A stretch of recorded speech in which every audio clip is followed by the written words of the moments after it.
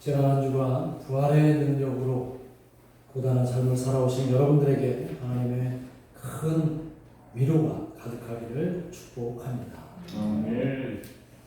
오늘 말씀 제목은 부름받은 자들이라고 하는 말씀입니다. 공동체에 관한 이야기이고 또 예수님의 제자 공동체, 예수님의 제자로서의 정체성이 무엇인가를 함께 나누고자 하는데, 건강한 공동체는 그 구성원들이 그 공동체 안에서 자신의 정체성을 분명히 알고 있을 때 그 공동체는 분명히 건강할 것입니다. 모든 사람들이 자기 정체성을 제대로 알고 있어야 그 공동체가 건강하듯이 이 사회도 마찬가지고 국가도 마찬가지인 것 같습니다. 학생은 학생으로서의 자기 정체성을 분명히 갖고, 또 군인은 군인으로서의 정체성을 갖고 있고, 또 사회생활하고 있는 직장인들은 직장인으로서의 정체성, 또 기타 여러 가지 분야에서 일을 하고 있는 사람들은 그 일에 맞는 자기 정체성을 분명히 인식하고 그렇게 살아갈 때 이 사회는 균형이 있고 조화롭고 그리고 건강하게 될 줄 믿습니다. 자기 정체성을 안다는 것은 그만큼 또 이 공동체 안에서 나의 부담 혹은 책임과 의무가 분명히 있다는 것을 알고 그것을 최선을 다해서 행하는 것이라고 생각을 합니다. 이렇게 서로들 자기 정체성에 대한 분명한 인식이 있고 거기에 따르는 자신이 최선을 다해서 살고자 노력한다면 아마 그 나라와 그 사회는 건강해질 줄 믿습니다. 그러나 반대로 자기 정체성을 모르는 채 그냥 내가 하고 싶은 대로 살아간다면 아마 그 사회는 건강하지 못할 것입니다. 아마 그 사회는 그냥 욕망이 서로 얽혀 있어서 자기가 하고 싶은 자기의 권한만 행사하려고 하고 책임과 의무를 저버리게 될 것이고, 그렇다면 그 피해는 고스란히 그 공동체 전체에게 갈 것이며 그 나라나 그 국가는 너무나 힘든 상황이 될 것입니다. 자기에게 부여된 권한을 마구마구 남용하는 자들이 나타나고 또 해야 할 일들에 있어서는 태만하게 될 것이며, 그런 피해가 고스란히 국민들에게 혹은 그 구성원들에게 돌아갈 것이라는 거죠. 교회도 마찬가지입니다. 모든 공동체가 마찬가지이듯이 교회 공동체 역시 마찬가지입니다. 주변에 건강한 교회로 성장한 교회들을 보면 무작정 성장한 교회가 아니라 건강하게 성장한 교회들을 보면 그 교회 안에는 자기 정체성들이 분명히 인식하고 그렇게 교회 생활 내에서 교회 안에서 생활한다는 거예요. 우리 교회는 어떤 교회인지, 우리 교회는 어떤 하나님의 가르침을 따르면서 어떤 목적을 가지고 우리 교회가 나아가고 있는지, 그런 분명한 교회에 대한 본질, 정체성들을 이 구성원들이 온전하게 깨달을 때 그 교회는 분명히 건강한 교회로 성장할 수 있을 것입니다. 우리 수면신교회도 그런 건강한 교회로 성장하기를 간절히 소망합니다. 우리 수면신교회의 본질이 뭔지, 우리 수면신교회에 나아가고자 하는 그 방향이 어디인지, 그리고 우리는 무엇을 근거로 해서 우리 교회 공동체를 이루고 있는지, 그것을 우리가 스스로 잘 깨닫게 된다면 자기 정체성, 우리 수면신교회의 정체성을 분명히 인식하며 나아갈 줄 믿습니다. 그러면 우리 교회는 건강해질 것이고 우리 교회를 통해서 많은 사람들, 많은 이웃들 또한 건강해질 줄 믿습니다. 교회를 이루고 있는 사람들을 우리는 성도라고 얘기하지요. 성도는 하나님의 부르심을 받은 자들이라고 얘기를 합니다. 그리고 이 성도, 하나님이 부르심을 받은 자들, 그 성도들의 정체성은 무엇일까? 우리의 정체성은 무엇일까? 여러분들의 정체성은 무엇입니까? 성도로서의 정체성은 무엇입니까? 우리는 예수님을 믿게 되었고, 예수님을 통해서 그의 형제가 되었고, 그의 자매가 되었고, 예수님을 통해서 그의 제자가 되었다는 사실이 우리의 분명한 정체성이라는 것이죠. 저와 여러분은 예수님의 제자임을 믿으시기를 주님의 이름으로 축원합니다. 우리는 예수님의 제자들이죠. 예수님의 제자들이란 예수님과 함께 예수님이 걸어가신 그 길을 동행하는 자들이죠. 우리에게 주어진 이 삶의 현실을 예수님과 함께 걸어가는 자들이 바로 예수님의 제자들일 것입니다. 그러니 여러분들은 예수님의 제자인 것을 반드시 믿으시고 그렇게 나아가시기를 믿습니다. 오늘 말씀 본문에 보면 예수님께서 갈릴리 해안으로 걸으시다가 베드로와 안드레 그리고 야고보와 요한을 차례대로 부르십니다. 19절에 보면 뭐라고 부르시냐면 나를 따라오라 내가 너희를 사람을 낳는 어부가 되게 하리라 이 말씀을 하십니다. 여기서 따라오라는 말은 내가 이제부터 너희를 책임질 테니까 너희는 나의 제자가 되어라 이런 의미가 아마 함유되어 있을 것 같습니다. 자, 이런 부르심이 나를 따라오라 내가 너희를 사람을 낳는 어부가 되게 하리라 이 말 속에 담겨져 있는데 우리 많은 그리스도인들은 예수님을 믿고 있으면서 예수 믿고 구원받았다라고 하는 사실에만 우리가 그 기쁨을 누리는 삶을 살 때가 많이 있다는 거예요. 나는 구원받았으니까 죄로부터 해방되었고 나는 이제 기쁨을 누리면서 살 수가 있다라고 하는 그 사실에만 천착해서 진정으로 예수님의 제자로서의 따라가야 할 길을 우리가 망각할 때가 많이 있다는 거예요. 예수님을 믿고 예수님의 제자가 된다는 것은 또한 그런 기쁨을 누리는 것도 우리에게는 놀라운 축복이지만 우리에게 다른 축복은 예수님을 따라갈 수 있는 제자가 되었다라고 하는 그 정체성이 오늘 우리에게 큰 축복인 것을 여러분들이 믿으시기를 바랍니다. 예수님의 제자가 되었다는 것은 동시에 예수님께서 우리에게 말씀하신 그 가르침과 뜻과 또 우리에게 부탁하신 그 부탁을 선한 부담감을 안고 함께 따라가는 그런 역할, 그런 존재라고 하는 사실을 여러분이 기억해야 합니다. 예수님께서는 우리에게 제자로서 사명을 부여하셨는데 바로 사람 낚는 어부가 되게 하겠다. 이런 말씀을 하셨던 거예요. 그러나 이 사실을 우리는 신앙생활하면서 잠깐 내려놓고 그렇게 살 때가 많아요. 아니면 모른 척 외면하는지도 모르겠습니다.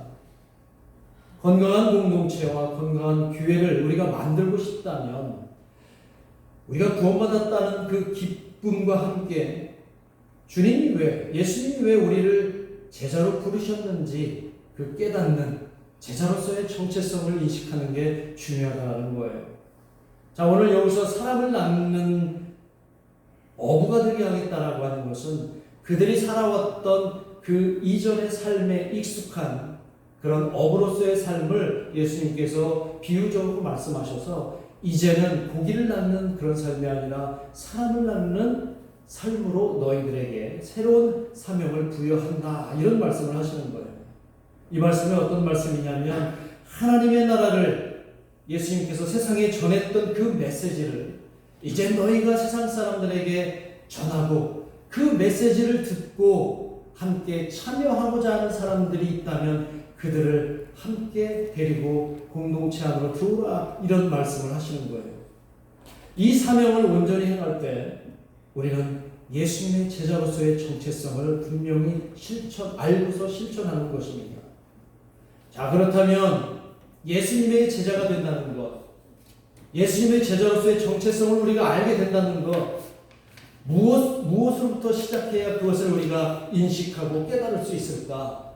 그 첫 번째는 오늘 본문에 보면 나를 완전히 버려야 된다. 나를 완전히 버려야 된다. 이 말은 다른 말로 나를 완전히 포기해야 된다는 거예요. 나를 포기하고 나를 버려야 된다라고 해서 극단적인 선택을 하라는 그런 차원의 말이 아니라 여기서 말하는 것은 오늘 본문 20절과 22절에 보면은 베드로와 안드레는 무엇을 버렸습니까? 그물을 버렸고 또 야고보와 요한은 무엇을 버렸습니까? 배와 아버지 아버지를 버렸다고 이렇게 성경에 되어 있습니다. 그물과 배와 아버지를 버렸다라고 오늘 본문에서 얘기를 합니다.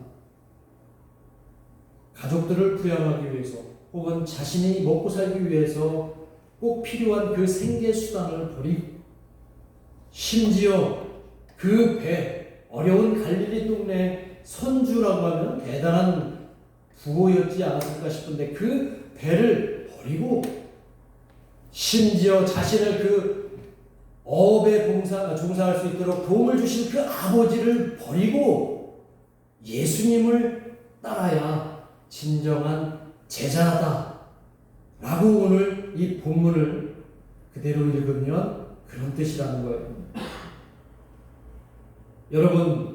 여러분들 진정한 예수님의 제자가 되기를 간절히 바라신다면 여러분이 가지고 계신 모든 재산과 여러분의 혈육을 다 버리시고 예수님을 따르시기를 주님의 이름으로 축원합니다. 봐요. 다음 주에는 아마 저 혼자 예배를 드리게 될 것 같아요. 떠나실 거예요. 오늘 그 말씀이 아니라 여러분의 삶의 터전을 다 버리고 다 포기하고 예수님을 쫓으라는 그 말씀이 아니라 오늘 이 말씀은 어떤 말씀이냐면 지금까지 제자들이 살아왔던 그 삶의 방식을 이제는 내려놓는 거예요. 삶의 방식을 다른 쪽으로 한번 눈을 돌려보라는 거예요. 그동안 그들이 살아왔던 삶의 방식과 세상을 대한 그 세계관을 이제 새롭게 한번 전환시켜봐라. 예수님이 그런 말씀을 하신다는 거예요. 그들의 인식, 그들이 세상을 바라보는 인식은 뭐냐면 갈릴리에서 아침에 눈 뜨면 고기잡이 배로 나가서 그물로 고기를 낚아서 그걸 가지고 가족들과 행복하게 먹고 살고 하는 그런 아주 소박한 인생. 또 아버지와 함께 그렇게 고기를 낚아서 서로 가족의 화목을 도모하고 그렇게 살아가는 소박한 삶도 중요하지만 그런 삶보다 예수님이 부르실 때 그 사명은 사람을 낚는 어부가 되게 하겠다는 그 사명은 너희들이 가지고 있는 그 소박한 세계관에서 이제 이 우주를 마음에 담을 수 있는 우주적인 세계관으로 한번 바꿔봐라. 이런 이야기예요. 맨날 그냥 먹고 사는 문제로 지지고 볶고 싸울 게 아니라 이제 차원을 좀 달리해서 우리의 이웃을 한번 돌아보고 우리의 세상을 바라보고 우리 지구 반대쪽에서 어떤 삶을 살아가고 있는지 한번 살펴보고 하나님이 이 지구, 이 세상을 위해서 무엇을 원하시는지 한번 깊이 고민해보자. 이런 의미가 오늘 예수님께서 그들에게 요구하시는 삶의 태도라는 것입니다. 이렇게 우리의 의식과 인식이 바뀌는 것을 예수님이 뭐라고 얘기하시냐면 회개라고 말씀하세요. 회개. 오늘 본문 바로 제자들을 부르시기 전에 17절에서 뭐라고 말씀하시는지 한번 같이 읽어보겠습니다. 17절에서 제자를 부르시기 전에 예수님이 세상을 향해서 외치십니다. 같이 한번 읽어봅니다. 시작. 회개하라, 천국이 가까이 왔느니라. 이 말씀을 선포하시고 제자들을 부르시는 거예요. 그러니까 회개하라. 이때 회개하라에 아마 이 헬라어 단어를 많이 들으셨을 거예요. 제가 이 회개라는 주제로 설교를 많이 했으니까. 이 회개라는 단어가 어떤 단어일까요? 메타노이아라는 단어예요. 메타노이아라는 단어는 우리가 잘못했을 때 제발 용서해 주십시오 라고 하는 그런 의미보다는 오히려 이 메타노이아는 내가 서 있는 방향에서 다른 방향으로 완전히 턴하는 의미가 이 메타노이아, 이 회개라는 뜻입니다. 이전에 가지고 있던 모든 나의 생각과 나의 삶의 방식, 나의 삶의 의식들을 완전히 새로운 것으로 바꾸는 것을 뭐라고요? 회개라. 회심. 바울이 사도행전 9장에 보면 다메섹 도상으로 예수 믿는 사람들을 잡아서 죽이려고 가다가 누구를 만납니까? 부활하신 예수님을 만나죠. 그리고 그 예수님을 통해서 그가 완전히 180도 다른 삶을 살게 되는데 우리는 그 바울의 바뀐 삶을 뭐라고 얘기를 해요? 위대한 회심이다 라고 얘기해요. 회심. 위대한 회개다 라고 얘기해요. 오늘 예수님께서 세상을 향해서 회개하라 라고 얘기하는 이 메타노이아는 하나님의 나라를 바라볼 수 있는 세계관으로 하나님의 나라를 발견하라 이런 의미라는 거예요. 너가 어제 뭐 나쁜 짓 했으니까 회개해라 하나님 나라가 가까이 왔다 이런 의미가 아니라 이제까지 너희들이 바라보았던 이 세계관에서 이제 하나님의 나라를 발견할 수 있는 너희들의 마음의 눈을 활짝 펴라 이 말씀을 지금 하시는 겁니다. 여러분도 모두 예수님이 말씀하신 이 회개에 동참하시기를 주님의 이름으로 축원합니다. 회개하십시오. 회심하십시오. 두 번째로 우리가 예수님의 제자로 살기 위해서 인식해야 될 그 제자로서의 정체성 두 번째는 뭐냐면 하나님의 우리를 향한 그 원대한 계획, 놀라운 계획을 우리 마음에 품을 때 우리는 다 버리고 예수님을 쫓을 수 있다는 것. 무작정 예수님이 쫓아오란다고 해서 예 가겠습니다 하고 나의 생업이나 나의 삶의 방식을 다 바꾸고 쫓아갈 수는 없잖아요. 뭔가 나에게 모티브가 있어야 되잖아요. 모티브가. 원인이 있어야 동기가 있어야 되잖아요. 그 동기가 뭐냐면 하나님이 제자들에게 보여주실 앞으로 보여주실 원대한 계획. 그 기대를 가지고 예수님의 부르심에 응해서 따라가야 자신의 모든 것을 내려놓고 즉각적으로 따라갈 수 있는 것입니다. 기대가 없는 삶은 소망이 없는 삶은 아주 몸이 건조한 삶이죠. 이런 삶은 우리가 살아가면서 가장 힘든 부분입니다. 아침에 새벽에 눈을 떴는데 오늘 할 일이 아무것도 없어요. 오늘 하루 종일 누워 있어야 돼. 아니면 빈둥대야 돼. 그것을 매일같이 해야 된다면 얼마나 그 삶이 힘들고 어렵겠습니까? 우리는 매일같이 새로운 일들, 새로운 사건이 벌어지기를 여러분들이 기대하셔야 합니다.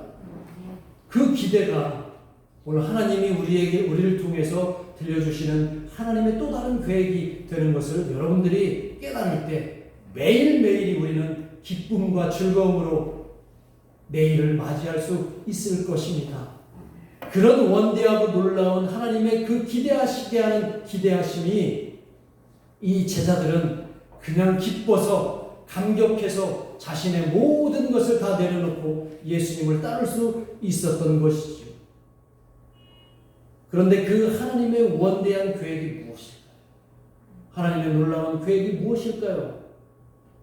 예수님이 외치셨잖아요. 회개하라. 뭐가? 하나님의 나라가 올 것이다. 여러분 하나님의 나라가 오는 것을 믿으십니까? 아멘. 그 기대하심으로 여러분들이 매일매일 살아가신다면 오늘 하루 또 내일을 맞이할 여러분들의 마음은 늘 기쁨이 넘치고 늘 즐거움이 넘치고 복받쳐 오르는 그 감격으로 맞이할 수 있으리라고 저는 믿습니다. 아멘. 그렇다면 그 하나님의 나라가 뭐냐? 예수님이 복음서에서 그토록 외치셨던 하나님의 나라는 어떤 나라냐? 하나님의 나라는 더러운 영에게 사로잡힌 사람들이 해방되는 나라인 줄을 믿습니다. 약하고 병든 자들이 치유되고 회복되는 나라인 것이고 이 세상 질서와는 완전히 다른 역전의 은혜가 펼쳐지는 나라가 바로 하나님의 나라입니다. 낮은 자가 높아지고 높이 있는 자가 낮아지고 나중된 자가 먼저 되고 먼저 된 자가 나중되는 세상의 질서와는 전혀 다른 하나님 나라의 질서가 바로 있는 하나님의 나라인 것이죠. 약자들이 존중받고 모든 차별이 사라지는 나라, 이 아름다운 나라를 하나님께서 우리에게 허락하시겠다고 예수님을 통해서 알려주신 거예요. 그랬더니 이 아름다운 나라를 위해서 제자들이 얼마나 가슴 벅차 올라서 다 버리고 따랐겠어요. 여러분도 그렇게 따라가시는 예수님의 제자가 되기를 주님의 이름으로 축복합니다. 아멘. 그리고 예수님을 따라가는 데 있어서 그냥 마냥 따라갈 수는 없지요. 어떤 자세, 어떤 삶의 태도로 따라가야 될 것인가? 예수를 본받는 자세로 따라가야 될 줄로 믿습니다. 내 생각으로, 내 의지로 예수님을 따라가서는 안 돼요. 그랬더니 지난 우리 마가복음에서 제자들이 열심히 예수님을 따라갔지만 결국에는 그들이 어떻게 됐습니까? 다 실패했잖아요. 예수님을 본받는 삶의 자세로 따라갈 때 진정한 제자로서의 정체성을 인식하는 것입니다. 예수님을 본받는 삶이 우리가 진정으로 되고 있느냐? 진정한 제자는 스승을 본받을 때 가능하다는 거죠. 사도 바울이 고린도 교회를 향해서 이렇게 말을 합니다. 고린도전서 11장 1절에서 이렇게 말을 하는데요. 내가 그리스도를 본받는 자가 된 것 같이 너희는 나를 본받는 자가 되라. 내가 그리스도를 본받는 자가 된 것 같이. 여러분, 이런 말이 쉽지 않아요. 예수님을 본받는 자가 된 것처럼 이제 여러분은 나를 본받으십시오라는 얘기가 쉽게 나올 수 있을까요? 제가 여러분, 우리 수면신교회 사랑하는 성도 여러분, 이 권영민 목사의 삶을 본받기를 주님의 이름으로 부탁드립니다. 아멘. 감동입니다. 그런데 제가 말하면서도 아니야. 제 속에서 그래요.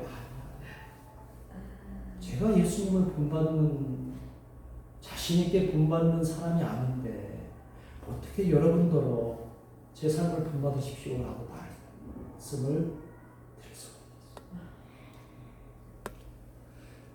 그러면 우리는 이 예수님을 본받을 수 없는 걸까요? 아니죠. 우리는 끝까지 예수님을 본받으려고 치열하게 살아가셔야 될 줄로 믿습니다. 적어도 여러분의 자녀들한테는 얘들아, 내가 예수님을 본받으려고 노력하는 것처럼 너희도 나를 본받기 바란다. 적어도 자녀들에게는 이렇게 자신있게 말씀하는 여러분이 되시기를 주님의 이름으로 축복합니다. 여러분의 친구들에게, 가장 친한 사람들에게 내가 예수님을 본받는 것처럼 너희들이 나를 좀 본받았으면 좋겠다. 이 모습이 바로 진정한 제자의 모습인 것이죠. 그래서 우리는 사도 바울을 뭐라고 얘기를 합니까? 그는 예수님을 알지도 잘 못해요. 그는 예수님 12사도도 아니었어요. 그러나 이 바울은 뭐라고 얘기를 합니까? 자기를 소개할 때 나는 그리스도 예수의 사도라고 얘기해요. 진정한 제자라고 얘기해요.